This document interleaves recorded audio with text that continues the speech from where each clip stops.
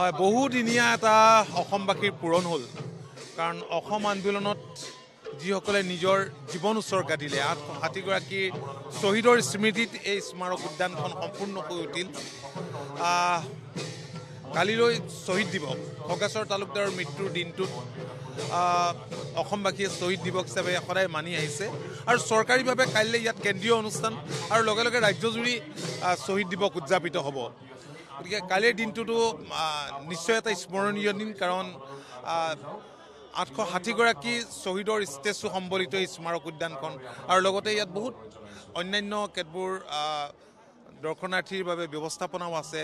Light চাউণ্ডৰ ব্যৱস্থা আছে, cycling track আছে, এটা অডিটৰিয়াম আছে, গেলাৰী আছে। ঠিক তেনেকৈ অৰ্কিড পাৰ্কো ইয়াত নিৰ্মাণৰ ব্যৱস্থা কৰা হৈছে।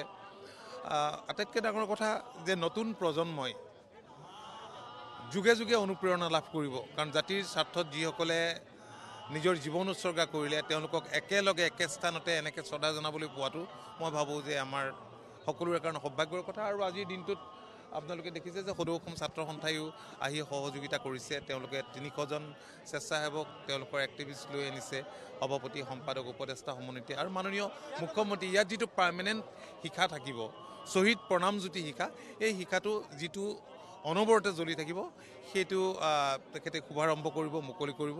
আৰু লগতে আমি সকলোৱে ৮৬০গৰাকী শ্বহীদৰ নামত বন্তি প্ৰজ্বলন কৰিম।